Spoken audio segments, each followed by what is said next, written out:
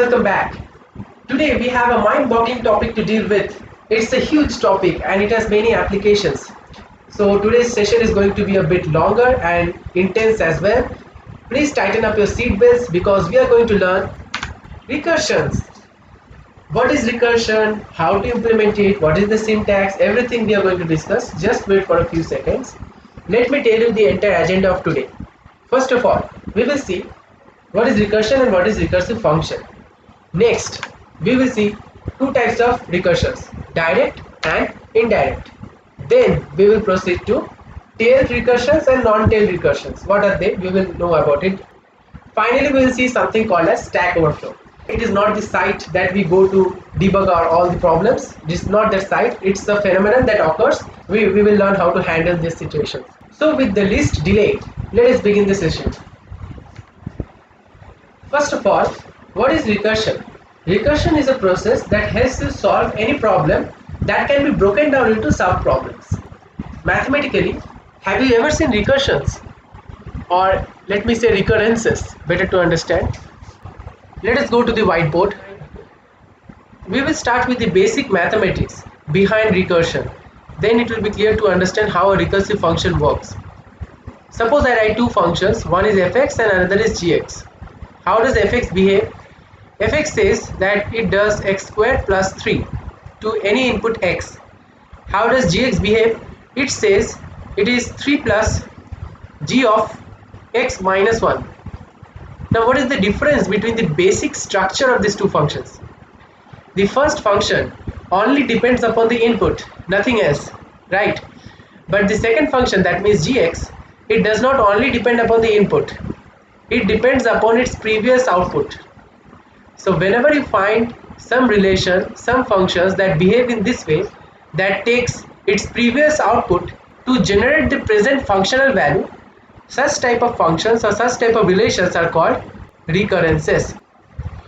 Now this was all about the mathematics behind recurrence. But how to convert this into a C program? To know this, let us try to make this g function in C. We write the g function again. So g of x, it was something like this, 3 plus g of x minus 1, right? If we try to make a C program, we write a function that returns an integer. So int g of int x, and then we start. This is the starting of the function. What we should return? We should return an integer that resembles this recurrence. So we return 3 plus g of x minus 1. As simple as that. It's just direct translation from mathematics. Then we mark the end of the statement. So this is the complete return statement, and this will again run the function. It will take the control back to here with a new value. Now instead of x, we'll have x minus 1. This is how recurrence works. Do you notice some anomaly in this program? Do you notice some mistake? What can happen? Try to think and pause the video. If you found out the glitch in this program, then congratulations. Suppose x is 3. If I call g with the value 3, then what will happen? First of all, I'll get g of 3. It will try to return me 3 plus g of 3 minus 1. That means this will again call g of 2, right? This will give a call to g of 2. What is g of 2? G of 2 is again 2 plus g of 2 minus 1, right? Now what is this g of 1? G of 1 will again give a call to 3 plus g of 1 minus 1, that means g of 0, and this will continue. G of 0, g of minus 1, g of minus 2. When it will end? It will never end, and this is a big problem. So you must give a condition to exit. You must give a condition to exit from this infinite loop. You have created an infinite loop of function call. Last class, did you remember that we talked of function pointers? Functions have some memory location. So if we store the first function call g of 3, then it calls g of 2 again. So g of 2 is also getting stored somewhere. Then it calls g of 1. In this way it goes on infinity, and there is a limit to something. It is called the stack memory. And why is it called stack? What is the significance of stack? We are going to discuss it later. But for just now, understand that there is some memory called stack. It's a temporary one that keeps track of all your function calls when you are working in a program. So if you have infinite function calls, after a particular number of times, your memory is going to get overloaded. That means you have fully utilized all the capacity, all the vacant places available, and still your program is not ending. In that case, in that situation, we say that you have reached a state called Stack Overflow. Now what is a stack? For that, let us go deeper. Stack, the very term stack in English means a collection, a stack of book, a stack of cards, okay, a stack of plates, whatever, a pile of plates or a stack of plates. In libraries, books are kept in this way, one book or beside another. But suppose you keep books vertically, one on top of the other. Suppose this is book A, that is book B, this is book C. Suppose we keep three books on a shelf. If you try to pick up any one book, which one will you pick up first? Just answer me. This one or this one? Obviously the one that is on top, because you have access to that. You do not. Similarly, in computers, we have a data structure called stack that stores data or any value in this way, one over another, based on the time where it was accessed. Suppose this data was accessed very old, it is placed in the bottom of the stack. This data was accessed very freshly, is very recently, so it will be kept on top. Now this type of data structure has only one point of access. That means you can enter something from the top side. Also you can take up or pick up something from the top side, not from the bottom side. So entry and exit, both entry and exit happens from only one side. This is one of the properties of stack. Just for information, this type of operation is called last in, first out or LIFO. Why last in? Because the book that was placed last was in the top, this book A, and this book is the first book that we are taking out. So last in and first out. You can also call it as first in, last out. Why? Consider the case of this book C. This book was inserted the earliest, means the first book to be inserted was C. So it was first in, Fi, but we are going to take it out at the last. After all the books have been removed, we are going to take out book C. So this was last out. So first in, last out, or last in, first out is the property of stack data structure. Where are the applications of stack? Whenever you visit a website, suppose Amazon, and you want to buy something, then you go to a page and there is a small icon like forward and backward on the top left side of a site. Let me show this to you. When I go to Google Chrome, let me search for Amazon, and we go to his site. Can you see this small arrow appearing here? It will take us one step backwards. So if I click this, I will land on this page, and if I click it once again, I will reach from where I started. Now you can see that this arrow is not glowing. So we have emptied the stack. The stack was storing our requests. We are requesting to go to a page, and that was storing in a stack. Now the stack is emptied, we cannot go backwards. But the forward side, on the forward side we can go again. So if I go one step forward, I will land on this page. If I go another step forward, then I land on the Amazon page. Now the forward stack is emptied and the backward stack is activated, which means we can go backwards but we cannot go forward. One thing to notice here is we cannot go directly back to the first page.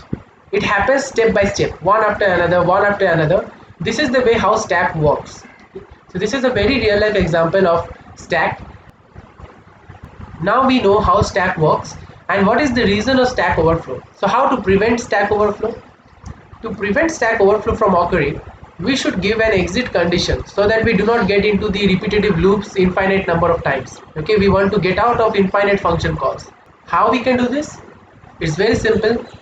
Suppose in the previous example, when g of x dependent upon g of x minus 1, then we can state if x reaches 0, if x becomes 0, then stop the process. Okay, that means we need to return something and get out of the function. What to return?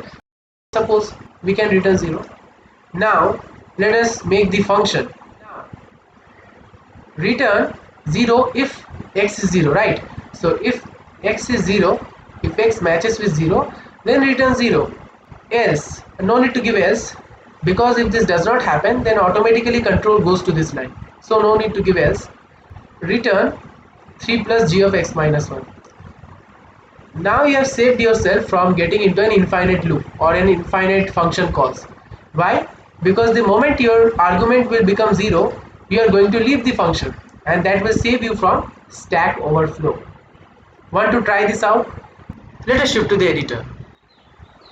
Here is a nice program to start with. The user will give us a number and he wants us to find the sum of this series 1 plus 2 plus 3 up to the number n. You are provided with the input. Your task is to find the entire sum. One thing to mind here is you can do the same sum using an iteration. You can run a for loop or a while loop up to n and you can calculate the sum in a variable. But this time do not use an iteration. Try to find a recurrence relation that will give you this sum. Try to find it out. Pause the video, think for some time and then resume. If you found out the correct function, then kudos to you. This is the way we can implement the sum of the series. We have a function named recurSum, so it's very clear from the name what is it doing. It is recursively calculating the given sum. How? This is the exit condition. Suppose the user gives you only 1, then what is your answer? Your answer is straightforward 1, right? But if your user gives anything greater than 1, then you are going to return this recurrence. And how is it working? How to formulate this? Let us go to the whiteboard again. Our task is to find out this sum 1 plus 2 plus 3 plus up to n. To break this problem into subparts, I can say this sum is nothing but 1 plus 2 plus 3 up to n minus 1. This entire thing is 1 plus n, right? Can I say this? These two things are the same. If this was f of n, then this is what? What is this?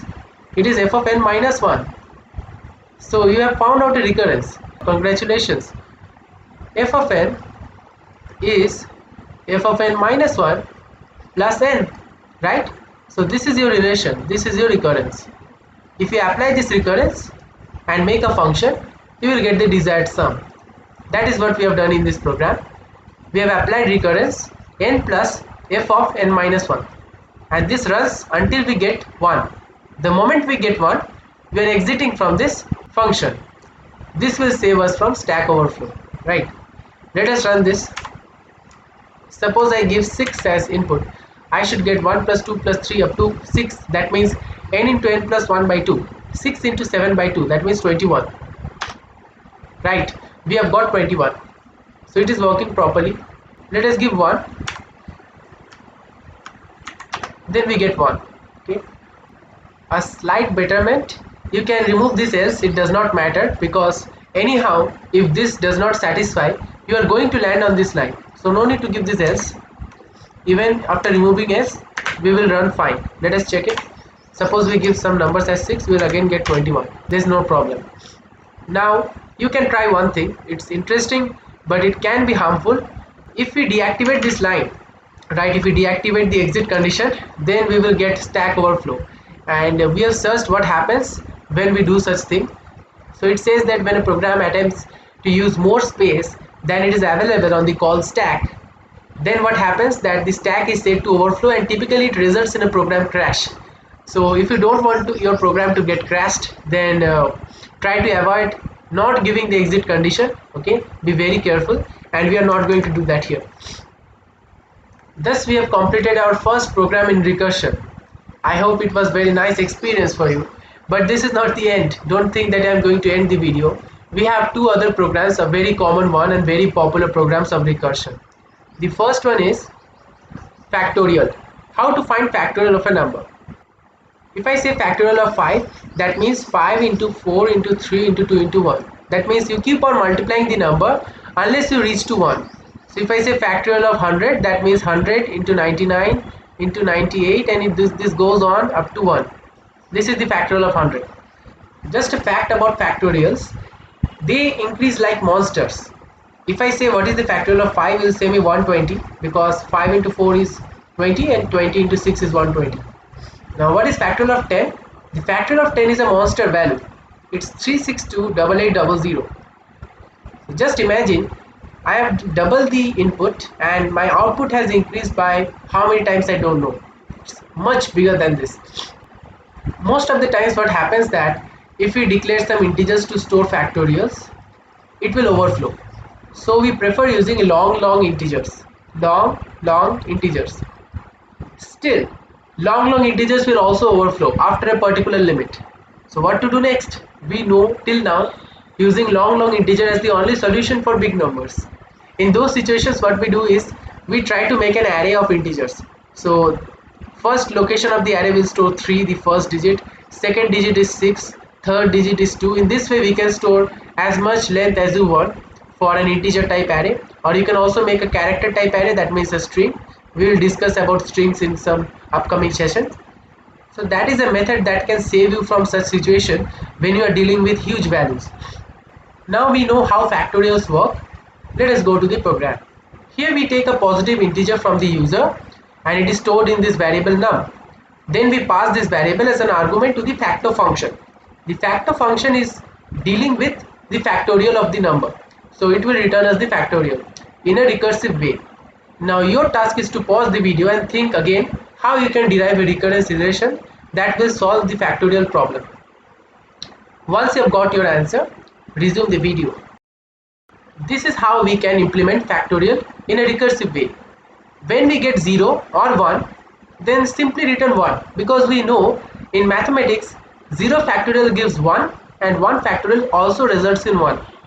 The only situation left is when we get a number that is greater than 1. Then return n into factorial of the previous value, n minus 1. How is it working? Let us go back to the whiteboard. Generally, whenever we are dealing with recurrences, we sit with a pen and paper and try to derive the recurrence relation. The same thing we are going to do it here. This is our target, n into n minus 1 into n minus 2, and this will go on up to 1, right? This is the functional value of n. Can't we write this as n into f of n minus 1? This entire thing is f of n minus 1, right? Thus we have successfully broken down a given problem into one of its sub-problems. This is the kind of approach we expect while solving recurrences.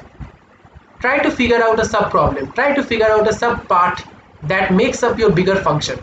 If you are able to do that, then you will get your recurrence as we have got here. So this is our final recurrence function, and the same thing we have implemented in the editor. We can see here n into factor of n minus 1. Run it. Suppose we want the factorial of 4. 4 into 3 into 2 into 1 gives us 24. So we get 24 and that is the correct answer. This time let us run for 10. So if we give 10, we get a huge value, 3628800. Again, do not forget to mention these conditions. These are your exit conditions. This will save you from stack overflow. If you do not write these conditions, then you are going to end up with something like program crash. You are going to get into another infinite call stack. Our final program is concerned with finding the Fibonacci series. And this is also a very popular question. Whenever we talk about recursion, we talk about factorials and Fibonacci's and something like Tower of Hanoi and all these problems. These are very common for recursions. Now for Fibonacci, how to calculate it? It is already a recurrence relation. So I will not ask you to pause the video and think for the recurrence. It is already mentioned that Fibonacci sequence follows this pattern. Fibonacci of any n is the sum of the Fibonacci of the previous two numbers. That means Fibonacci of n minus 1 and Fibonacci of n minus 2. This is the recurrence relation that Fibonacci series follows. The series starts from 0, then 1. These two values mark the beginning of the Fibonacci series. After that, you keep on adding these two and get the next number 1. Add these two and get the next number 2. Add these two and get the next number 3. In this way it proceeds. So our exit condition will be when we reach 0 and when we reach 1. So this is going to be our exit condition, right? What is the purpose of this program? It returns the nth Fibonacci number. N is given by the user, so we ask for the number n from the user, and once we get the number, we pass it to this function which calculates the nth Fibonacci number. The first Fibonacci is 0 obviously, and the second Fibonacci number is 1, right? We have seen the series. It's like this: 0, then 1, then 1, then 2, then 3. It goes on like this. So the first Fibonacci is 0 and the second Fibonacci is 1. So if the user gives you 1, return 0. If the user gives you 2, then return 1. But in all other cases, we return Fibonacci of the previous value plus Fibonacci of the current value minus 2. That means previous to previous value, right? I think this one was the simplest of all because you need not find a recurrence. It was already given to you. Let us try and check it. Suppose we want the fifth Fibonacci value and we get 3. This is the first, this is the second, this is the third, fourth, fifth. Yes. So the fifth Fibonacci value is 3, correct? Let us try with a bigger value. Suppose we want to get the 25th Fibonacci number. 25th. It's a huge number, right? Now, let us increase the value. This time, suppose we want to get the Fibonacci, the 40th one. Did you notice a 1 second lag before we got the result? It was waiting for some time to calculate. This time if we try the 45th Fibonacci, suppose we try with the 45th Fibonacci, you can see it is waiting. It is still waiting to get the answer. And we have not got the result. After so much time, we have got a big value. So the Fibonacci series, it seems like an innocent series, but it increases like a monster.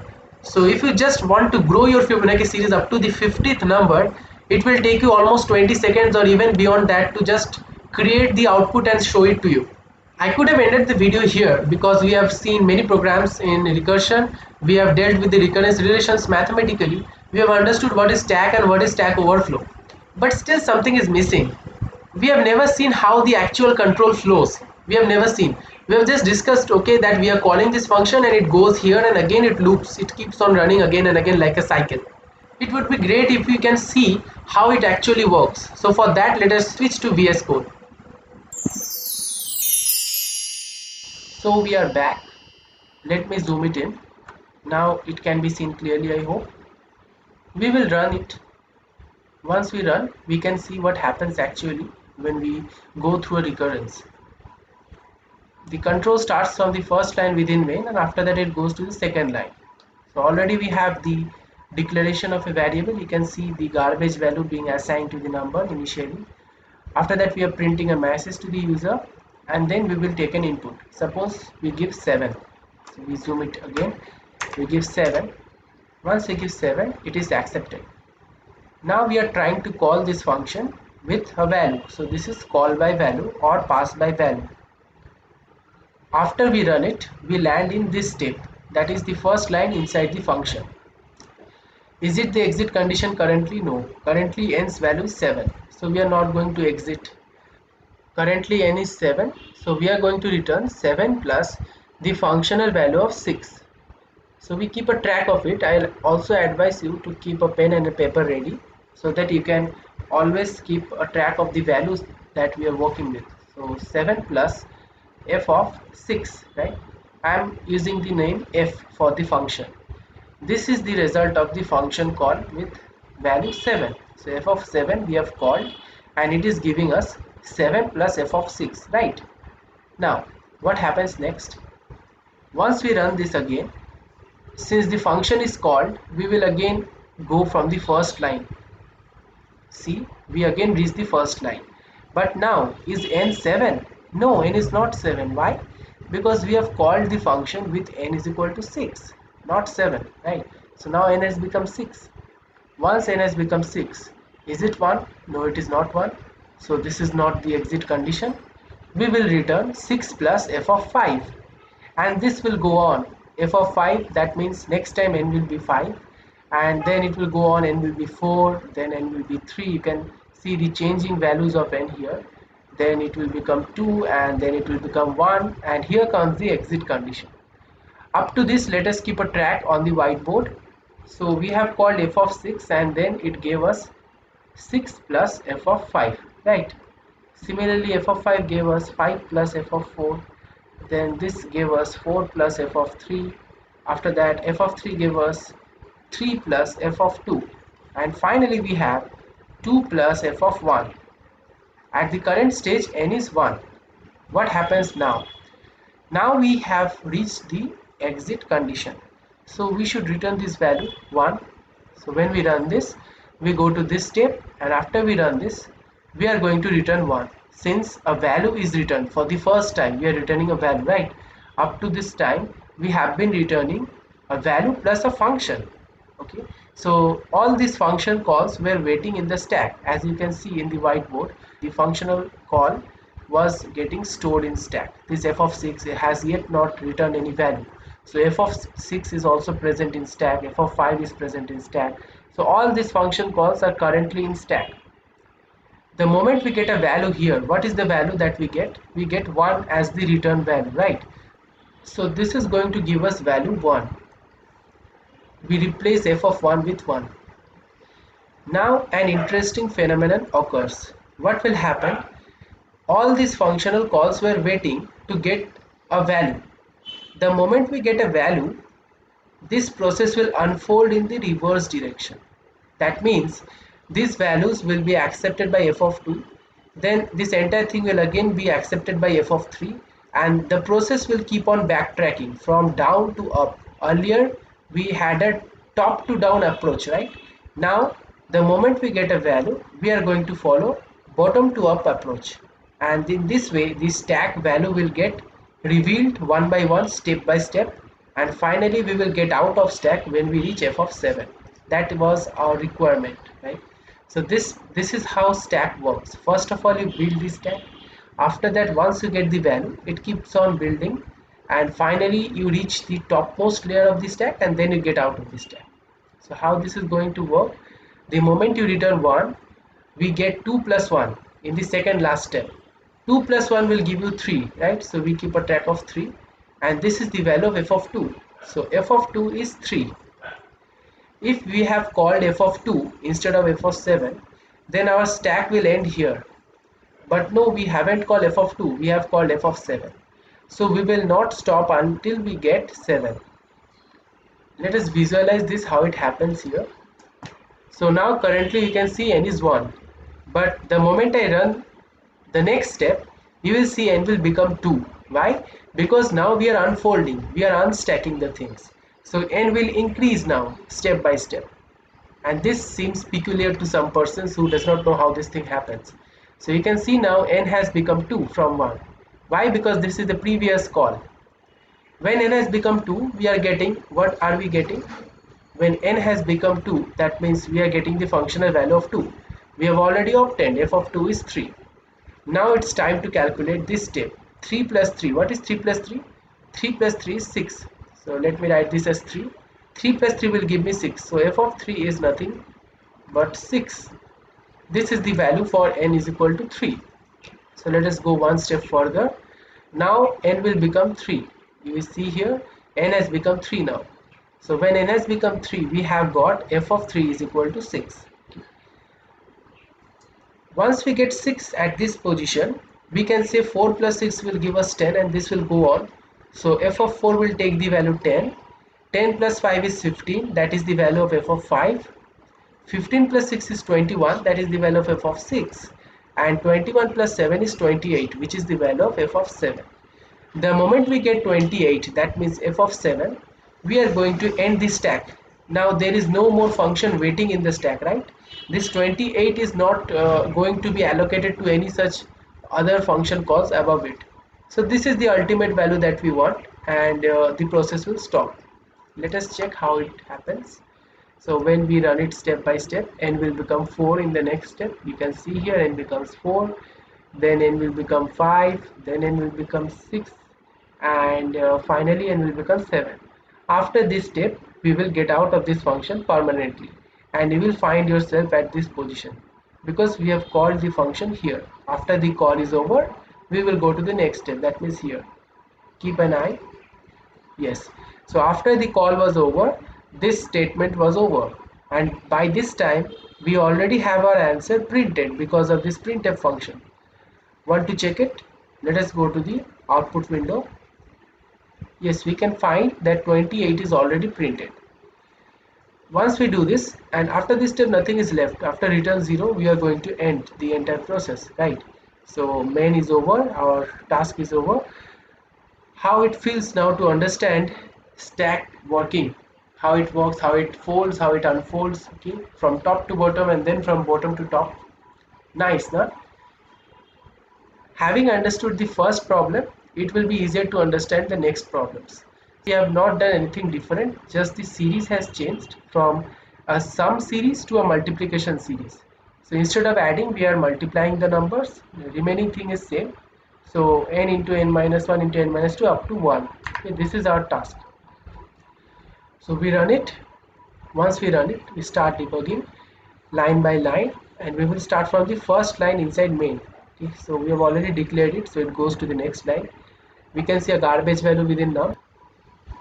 This time, suppose we give 5 as the input. Okay, it is accepted. Now we are calling the function, so we will reach to the function definition. Yes. Is n less than equal to 1? No, n is not less than equal to 1, otherwise we will return 1, right? Because we know the factorial of 0 or 1, both are 1. So that is the exit condition. So let me write here exit condition. Okay, so we go to else, and really we do not want this else, it is useless. Automatically your control will go here, no need to give else. So we are returning current value of n is 5. So we are returning 5 into factor of 4. So we keep a track of it. 5 into, we are calling f of 5, right?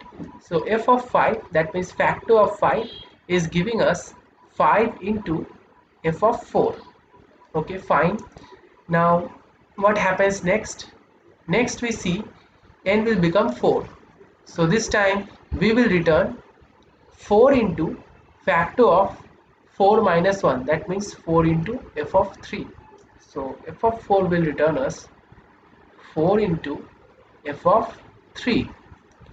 And now you know the pattern. This will give us 3 into f of 2. Again this will give us 2 into f of 1. I hope you are practicing these things on your copy. It will be a good thing for you to do. So the moment we get f of 1, we can see that we have reached the exit condition. So let us go up to that. So we run it again. We say n is 3, then n becomes 2, and finally n becomes 1. Now we are going to return a value for the first time in this entire call stack. So the moment we return f of 1 is 1. Okay, so let me change the color. So now we are returning f of 1 is 1. So this 1 is multiplied with 2, giving us 2. That is the value of f of 2, right? So f of 2 is 2. 3 into 2 gives us 6, which is the value of f of 3. 4 6 are 24, that is f of 4.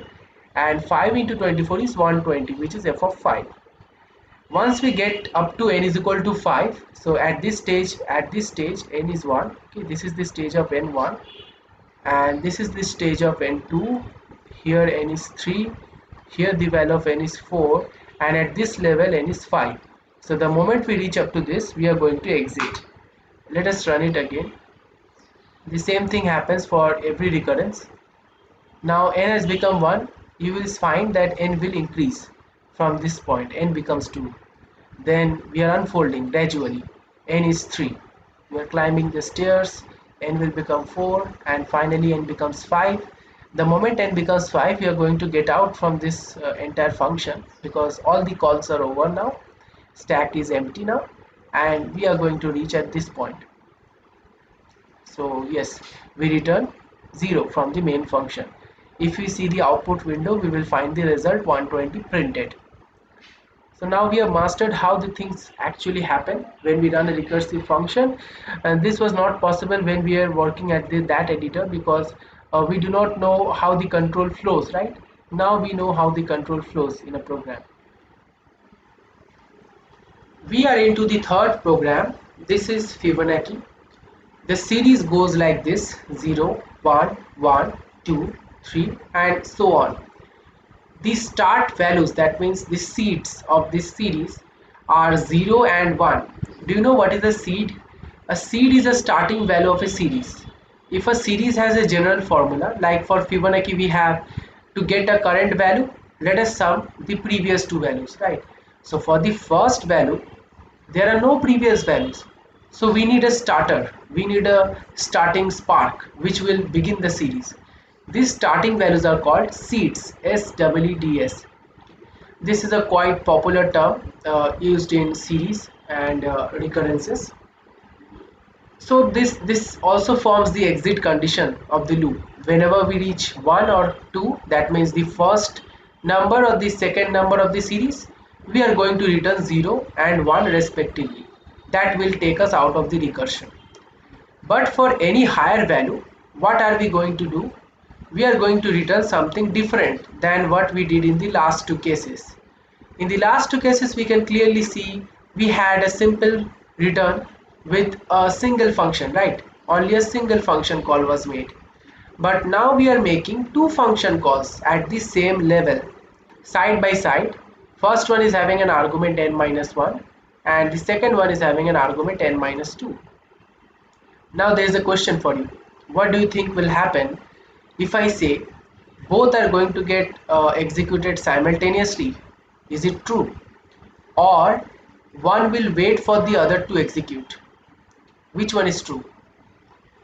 The answer is the second option. That means one of them, one of these two is going to wait for the other. Also from the common sense, you can say that two executions cannot go simultaneously. One has to wait for other. Now which one will wait and which one will be executed first, that we are going to see in a few minutes. Before that, let us start running it. So as usual, we begin with the first line from the main function, and after declaration we have a garbage value in num. Then we ask for a number and we enter suppose 5.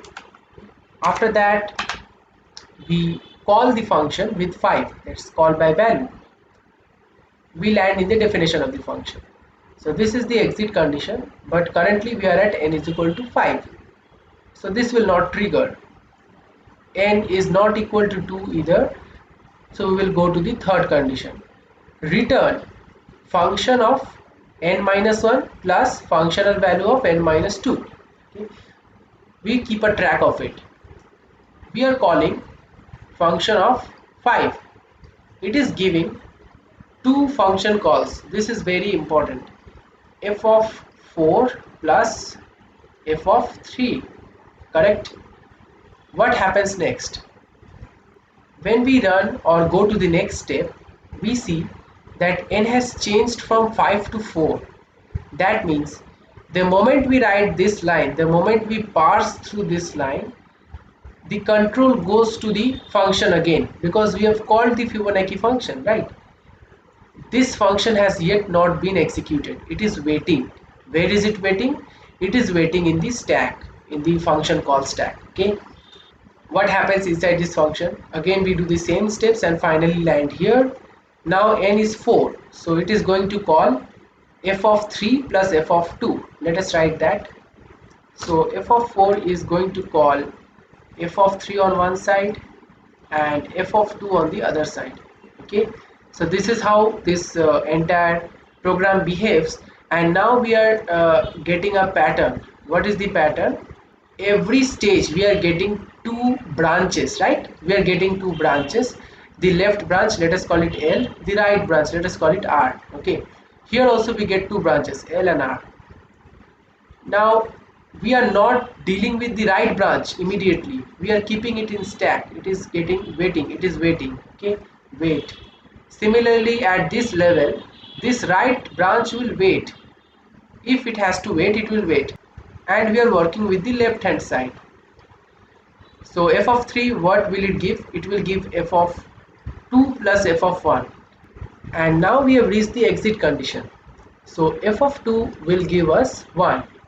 Why 1? Because the second Fibonacci number is 1, right? And the first Fibonacci number is 0.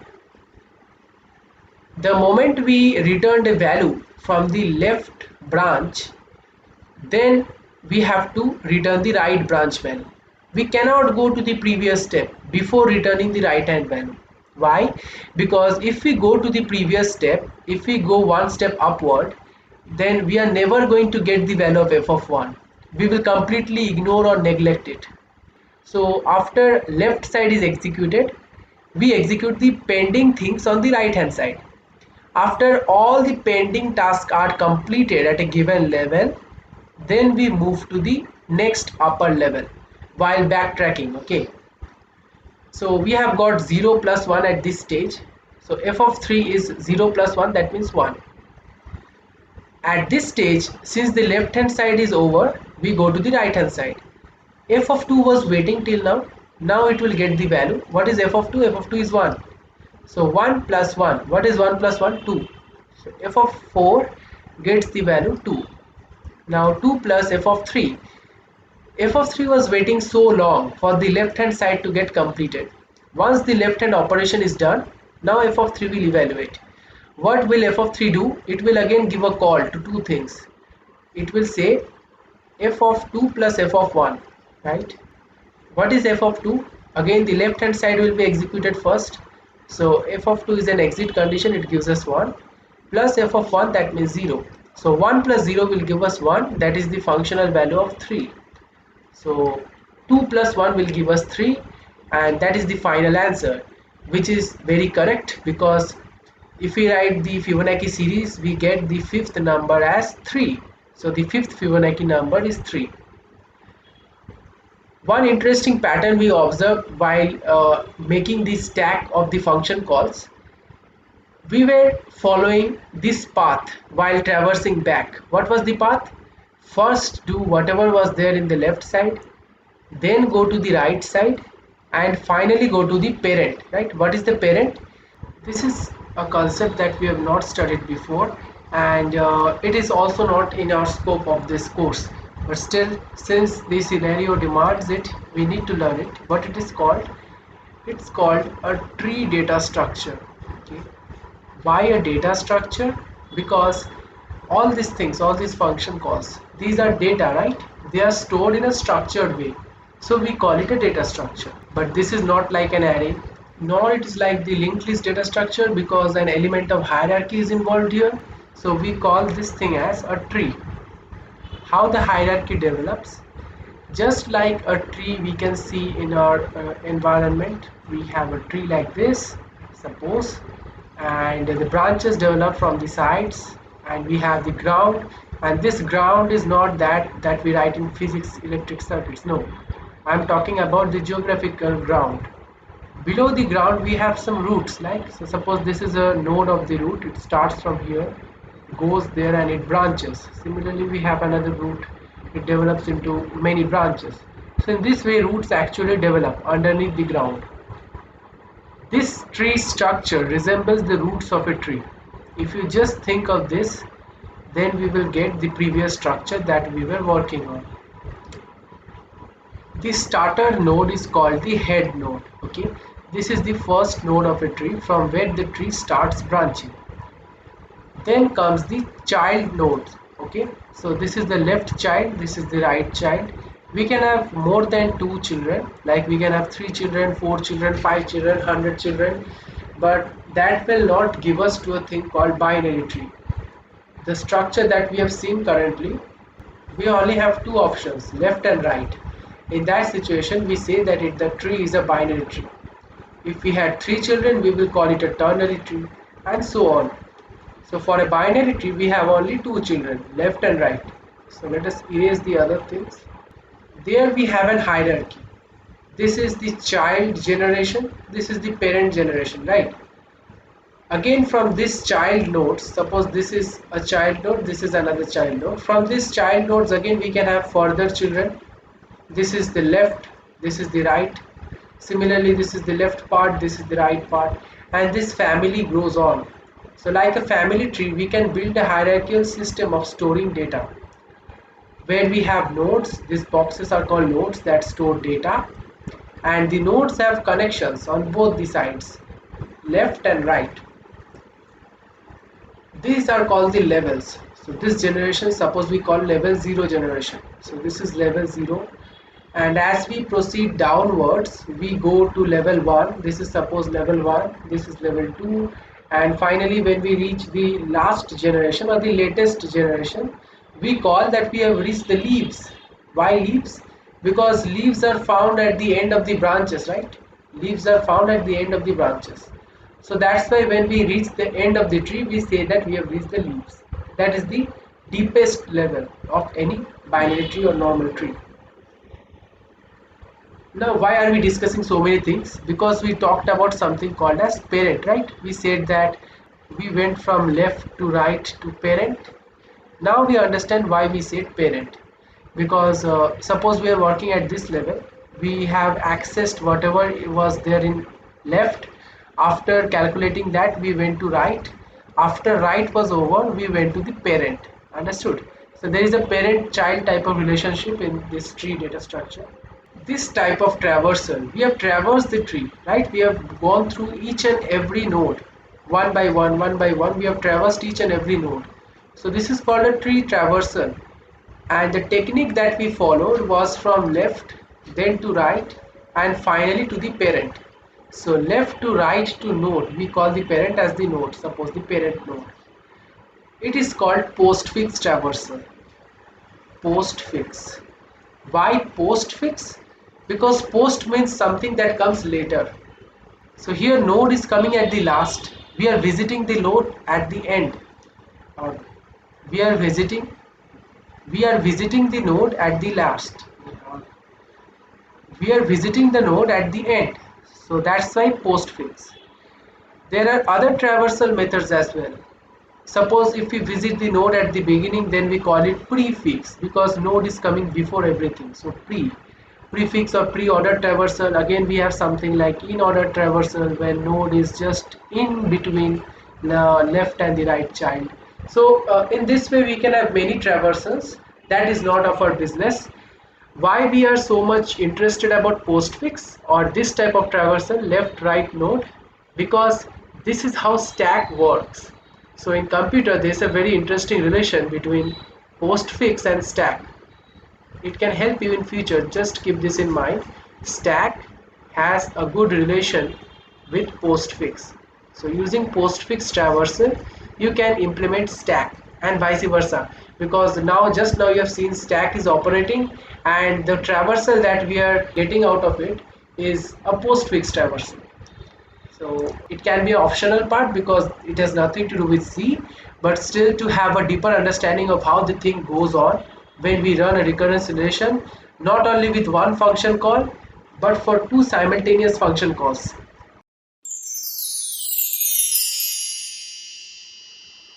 We have some unfinished task in the code. We will complete that first.